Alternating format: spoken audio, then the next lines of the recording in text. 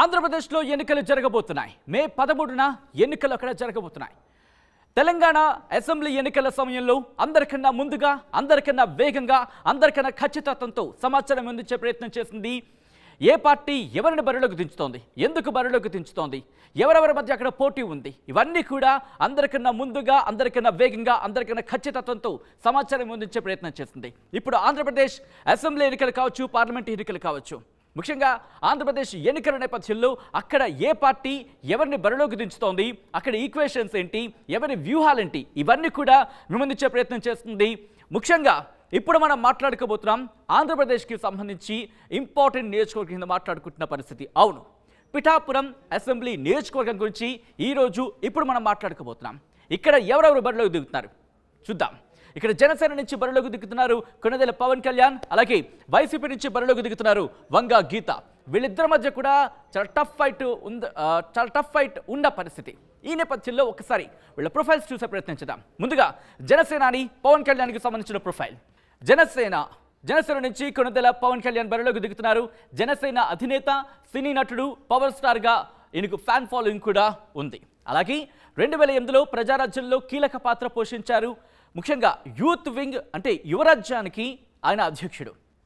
2014లో Janasena party ఏర్పాటు చేశారు పవన్ కళ్యాణ్. 2019లో భీమవరం అలాగే గాజువాకలు ఈ రెండింటి నుంచి కూడా అక్కడ ఆయన బరిలోకి దిగారు, కానీ ఓటమిని చవిచూశారు. ఇది జనసేనాని పవన్ కళ్యాణ్కి సంబంధించిన short profile. Moving on, Vanga Geetha YCP నుంచి బరిలోకి దిగుతున్నారు. వంగా గీత, ఒకసారి వంగా గీతకు సంబంధించిన ప్రొఫైల్ చూసే ప్రయత్నం చేద్దాం. న్యాయవాదిగా పనిచేశారు వంగా గీత. 1989 నుంచి టీడీపీలో యాక్టివ్గా ఉన్నారు ఈమె. 1995, 2000 ఈ మధ్యకాలంలో జిల్లా పరిషత్ చైర్పర్సన్గా పనిచేశారు. 2000 నుంచి 2006 ఆ టైం పీరియడ్లో రాజ్యసభ ఎంపీగా కూడా పనిచేశారు వంగా గీత. 2009లో ప్రజారాజ్యం పార్టీలో చేరారు. పిఠాపురం ఎమ్మెల్యేగా గెలుపొందారు. ఇక 2019లో వైసీపీలో చేరారు. కాకినాడ ఎంపీగా గెలిచారు. ప్రస్తుతం సిట్టింగ్ ఎంపీగా ఉన్నారు. అయితే ఇక్కడ అంటే 2024 ఎలక్షన్స్లో కూడా ఇంట్రెస్టింగ్గా పిఠాపురం బరిలోనే నిలిచారు వంగా గీత. సో ఇది జనసేనాని పవన్ కళ్యాణ్ అలాగే వంగా గీతకు సంబంధించిన షార్ట్ ప్రొఫైల్. ఒకసారి ఈ పిఠాపురం నియోజకవర్గానికి సంబంధించి అక్కడ పరిస్థితులు ఎలా ఉన్నాయో ఒకసారి చూసే ప్రయత్నం చేద్దాం.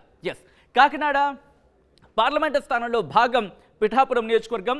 ఇక్కడ మీరు చూసుకుంటే కనుక గొల్లప్రోలు, పిఠాపురం, కొత్తపల్లి మండలాలు కాకినాడ పార్లమెంట్ పరిధిలోకి వస్తాయన్నమాట. ఇక్కడ కాపు సామాజిక వర్గం ఓట్లు అత్యధికంగా ఉండే నియోజకవర్గంగా పిఠాపురాన్ని చెప్తూ ఉంటారు. ఈ నేపథ్యంలోని రాష్ట్ర రాజకీయాలు ఇప్పుడు పిఠాపురం వైపు చూస్తున్నాయంటే ఎటువంటి అతిశయోక్తి లేదు. రైట్, ఇది పిఠాపురం నియోజకవర్గానికి సంబంధించి ఒక షార్ట్ ప్రొఫైల్. సో ఈ నేపథ్యంలో అక్కడ ఎవరి వ్యూహాలేంటి, ఎవరి అక్కడ క్యాలిక్యులేషన్స్ ఏంటి, ముఖ్యంగా జనసేనాని పవన్ కళ్యాణ్ అక్కడ బరిలో దిగుతున్నారు. అలాగే వైసీపీ వంగా గీతను అక్కడ బరిలోకి దించిన పరిస్థితి. ఈ నేపథ్యంలో ఎవరి విజయ అవకాశాలు ఏ విధంగా ఉన్నాయి, ఎవరి వ్యూహాలు, ఎవరి ప్రతి వ్యూహాలు ఏంటి తెలుసుకునే ప్రయత్నం చేద్దాం. మా ప్రతినిధి ప్రకాష్ అప్డేట్స్ అందించేందుకు లైవ్లో జాయిన్ అవుతున్నారు. ప్రకాష్, ముఖ్యంగా జనసేనాని పవన్ కళ్యాణ్ అలాగే వంగా గీత వీళ్ళిద్దరూ కూడా పోటాపోటీగా ఉన్న పరిస్థితి. ఈ నేపథ్యంలో ఎవరి వ్యూహాలేంటి, అలాగే అక్కడ సామాజిక సమీకరణాలేంటి, టోటల్గా పిఠాపురం నియోజకవర్గానికి సంబంధించి ఒకసారి క్లియర్ పిక్చర్ చూపించే ప్రయత్నం చేస్తారా? ఎస్ సచిన్, మనం ప్రధానంగా చూసుకుంటే పిఠాపురం కాకినాడ ఉమ్మడి తూర్పుగోదావరి జిల్లా 19 నియోజకవర్గాల్లో ప్రధానంగా చూసుకుంటే ఒక నియోజకవర్గంగా చెప్పుకొస్తారు. పిఠాపురం ఎంతో ఆధ్యాత్మిక పీఠంగా విరజిల్లుతూ వస్తున్నటువంటి పిఠాపురంలో ఇప్పుడంతా కూడా 2024 ఎన్నికలు ఎంతో ఆసక్తికరంగా మారాయని చెప్పాలి. ఎందుకంటే రాష్ట్ర వ్యాప్తంగా ఉన్నటువంటి రాజకీయాలు ఒక ఎత్తు అయితే, అలాగే పిఠాపురంలో ఉన్నటువంటి రాజకీయం ఒక ఎత్తుగా మారిపోయింది. ఎందుకంటే జనసేన అధినేత పవన్ కళ్యాణ్ ఒక పార్టీ అధినేత ఇక్కడ పోటీ చేయడంతో పిఠాపురంలో పోటీపై ఏ విధంగా ఉంటుందని కూడా ఆసక్తికరంగా మారింది. దానికంటే ఒక పక్కన ఆ జనసేన పార్టీ అధినేత పవన్ కళ్యాణ్ పోటీ పడుతుంటే ఎంతో సీనియర్ నాయకురాలైనటువంటి వంగా గీతా విశ్వనాథ్ ఎంతో సీనియర్ నాయకురాలుగా ఎంతో గుర్తింపు పొందింది. ఉమ్మడి తూర్పుగోదావరి జిల్లాలో ఒక మహిళా నేతగా కూడా ఆవిడంతా కూడా గుర్తింపు ఉండడంతో ఇప్పుడంతా కూడా రాజకీయాలు ఆసక్తిగా మారాయి. ఎందుకంటే అక్కడ పిఠాపురం నియోజకవర్గంలో కాపు సామాజిక వర్గం, ప్రధానంగా కాకినాడ పార్లమెంటు నియోజకవర్గం అంతా కాపు సామాజిక వర్గం ఎక్కువ ఉండే ప్రాంతం కావడంతో గతంలో 2019 ఎన్నికల్లో కూడా జనసేన అధినేత పవన్ కళ్యాణ్ పిఠాపురం నుంచే పోటీ చేయాలనుకున్నారు. అక్కడ శ్రీపాద వల్లమని ఆశీస్సులు ఉంటే తప్పకుండా పోటీ చేస్తాను ఒక వాగ్దానం కూడా చేశారు. కానీ అక్కడ అనివార్య కారణాల వల్ల అయితే అతను గాజువాక వెళ్ళారు, తర్వాత భీమవరం వెళ్ళారు. కానీ పిఠాపురంలో అతనేది పోటీ చేయలేదు. కానీ ఇప్పుడు 2024లో శ్రీపాద వల్లభని నా గురువుని ఒక స్వస్థలం కాబట్టి అక్కడ నుంచే నేను పోటీ చేస్తానని తన సీటును తానే ప్రకటించుకున్న పరిస్థితి అయితే పవన్ కళ్యాణ్ అయితే మన ప్రధానంగా చూసినప్పటి నుంచి కూడా రాజకీయాలన్నీ కూడా మారిపోయిన ఇక్కడ చెప్పుకుంటే కనుక, ఎందుకంటే పవన్ కళ్యాణ్ కి సంబంధించి ఆయనకి ఫ్యాన్ ఫాలోయింగ్ ఉంది, అలాగే కాపు సామాజిక వర్గానికి సంబంధించి ఓట్ బ్యాంక్ కూడా తన వైపు మొగ్గు చూపుతారని ఆశాభావం వ్యక్తం చేస్తున్న నేపథ్యంలో అట్ ద సేమ్ టైం వైసీపీని చూసుకుంటే కనుక వంగా గీత ఎక్స్పీరియన్స్డ్ పొలిటీషియన్ అని చెప్పుకోవాలి. టీడీపీలో ఉన్నారు, ప్రజారాజ్యంలో ఉన్నారు, ఇప్పుడు వైసీపీలో ఉన్నారు, గతంలో కూడా పిఠాపురం నుంచి పోటీ చేశారు, గెలుపొందిన పరిస్థితి. ఈ నేపథ్యంలో అక్కడ ఎవరి వ్యూహాలేంటి, ఎవరి ప్రతి వ్యూహాలేంటి? ఎప్పుడైతే జనసేన అధినేత పవన్ కళ్యాణ్ టికెట్ ప్రకటించి అక్కడ నేను పోటీ చేస్తున్నానని చెప్పిన నేపథ్యంలో వైసీపీ ఒక్కసారిగా అలర్ట్ అయిన పరిస్థితి ఉంది. ఎందుకంటే వంగా గీత విశ్వనాథన్ అయితే ఆ తానే పెట్టారు. అక్కడ సిట్టింగ్ ఎమ్మెల్యే పెండెం దొరబాబును మార్చి మరి ఆ ఎంపీగా కొనసాగుతున్నటువంటి గీతనైతే పిఠాపురంలో వైసీపీ వ్యూహాలకి పదును పెట్టి అక్కడంతా కూడా అతనైతే పెట్టినటువంటి పరిస్థితి ఉంది. ఆ గీతకి సపోర్ట్ గా ఎంతగా మొత్తం వైసీపీ యంత్రాంగం మొత్తం పక్కన ఉభయ గోదావరి జిల్లాకు రీజనల్ కోఆర్డినేటర్ మిథున్ రెడ్డితో పాటు అలాగే కాపు ఉద్యమ నేతగా ఉన్నటువంటి ముద్రగడ పద్మనాభం వైసీపీలో జాయిన్ అయిన తర్వాత ఆ పిఠాపురంపై మొత్తం బాధ్యతలు కూడా అప్పగించిన పరిస్థితి మరోపక్క కనబడుతుంది.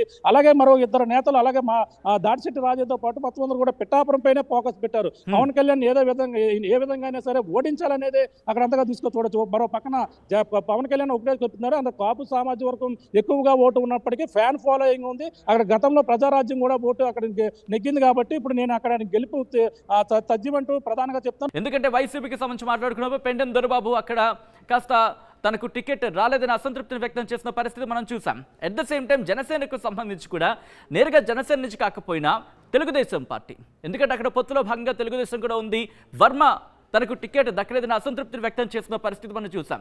సో రెండు పార్టీలకు సంబంధించి అంటే ఇటు పొత్తులో భాగంగా జనసేన, టీడీపీ, బీజేపీకి సంబంధించి కూడా కాస్త వ్యతిరేకత ఎదుర్కొంటున్న పరిస్థితి, వైసీపీ కూడా సేమ్ అటువంటి పరిస్థితి ఉందని చెప్పుకోవాలి. ఎలా ఇష్యూని సాల్వ్ చేసుకునే ప్రయత్నం చేస్తున్నాయి రెండు పార్టీలు కూడా?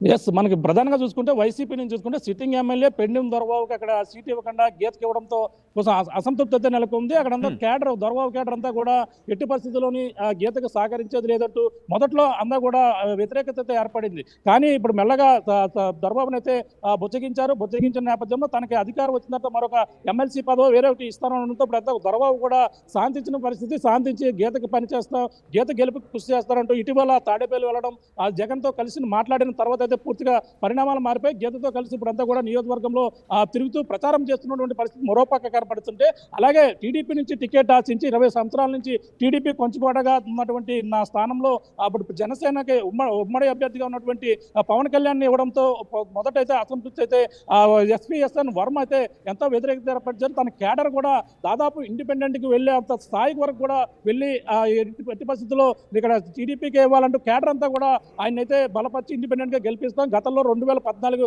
ఎన్నికల్లో భారీ మెజార్టీతో 47,000 ఓట్లతో నిన్ను గెలిపించాం ఇండిపెండెంట్ అభ్యర్థిగా. అదే విధంగా ఇప్పుడు మీకు టికెట్ ఇవ్వకపోతే మళ్ళీ ఇండిపెండెంట్ గా గెలిపించి తీరుతామంటూ అంతా కూడా వర్మ వర్గీయులు మొత్తం అందరూ కూడా ఓ పక్కన కోరారు. కానీ అదందరూ కూడా సందర్భించారు. అక్కడంతా కూడా పార్టీ కార్యాలయం వద్ద పెద్ద ఆందోళన చేపట్టిన పరిస్థితి. ఈ పంచాయతీ మొత్తం చంద్రబాబు అధిష్టానం దగ్గరికి వెళ్ళింది. చంద్రబాబు వెంటనే ఫోన్ చేసి అతని దగ్గర రమ్మడం, అతనికైతే ఒక హామీ కూడా ఇచ్చారు. ఎమ్మెల్సీ పదవితో పాటు అతనికి రాజుల కోటలో ఏదైతే అతనికి మరొక స్థానం కల్పిస్తూ అతనికి మంచి హోదా, మినిస్టర్ హోదా స్థాయిలో ఇస్తాం అధికారం వచ్చినట్టే అనడంతో నాకు కావాల్సింది అధికారం కాదు, నియోజకవర్గ ప్రజలు రైతాంగం సమస్యల మీదే నేను మొదటి నుంచి కూడా కృషి చేస్తున్నాను, అయ్యో కావాలి, పురుషోత్తపట్నం ఏవైతే ఆగిపోయిందో అన్ని కూడా పనులు నెరవేర్చాలంటూ ఆయన ఆ వాగ్దానం మరొక చంద్రబాబు నుండి పెట్టడం జరిగింది. ఈ నేపథ్యంలో అతను ఎట్టవేళకైతే అతను ఇది బెట్టు నుంచి తగ్గారు, పవన్ కళ్యాణ్ సపోర్ట్ చేస్తానంటూ ఇటీవల మంగళగిరి వెళ్ళడం, మంగళగిరిలో పవన్ కళ్యాణ్ కలవడం, పవన్ కళ్యాణ్ కలిసిన తర్వాత ఇటు పరిణామాలన్నీ కూడా పవన్ కళ్యాణ్ సపోర్ట్ చేస్తామంటూ పవన్ కళ్యాణ్ గెలిపే లక్ష్యంగా పనిచేస్తామంటూ ఇప్పటికే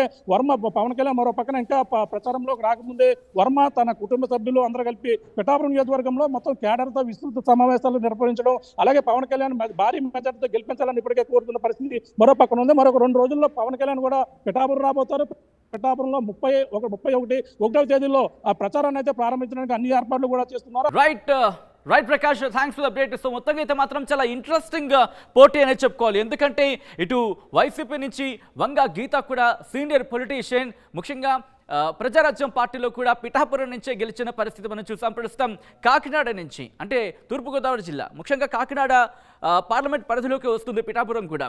సో అక్కడ బరిలోకి దిగుతున్నారు ఇటు వైసీపీ నుంచి వంగ గీత, అలాగే జనసేనాని పవన్ కళ్యాణ్. చాలా ఇంట్రెస్టింగ్గా ఆ నియోజకవర్గం ప్రకటించారని చెప్పుకోవాలి. ఎందుకంటే చాలా ఉత్కంఠ నెలకొంది. గాజువాక నుంచి పోటీ చేస్తారా, భీమవరం నుంచి పోటీ చేస్తారా, లేకపోతే ఇంకా వేరే చోట ఎక్కడి నుంచి అయినా పోటీ చేస్తారా? అయితే తూర్పుగోదావరి జిల్లాలకు సంబంధించి ఆయన పోటీ చేసిన అంశానికి సంబంధించి దాదాపుగా క్లారిటీ వచ్చినప్పటికీ కూడా ఆ సందిగ్ధత కొనసాగింది. కానీ జనసేనాని పిఠాపురం నుంచి పోటీ చేస్తారు అని ప్రకటించగానే ఒక్కసారిగా ఆంధ్రప్రదేశ్ రాజకీయాలు పిఠాపురం సెంట్రిక్గా మారాయి అనడంలో ఎటువంటి అతిశయోక్తి లేదు. ఇలాంటి పరిస్థితుల్లో ఏం జరగబోతుంది అక్కడ అనేది కూడా చాలా ఇంట్రెస్టింగ్గా మారింది. సో చూద్దాం, వేచి చూద్దాం అక్కడ ఏం జరగబోతుందో.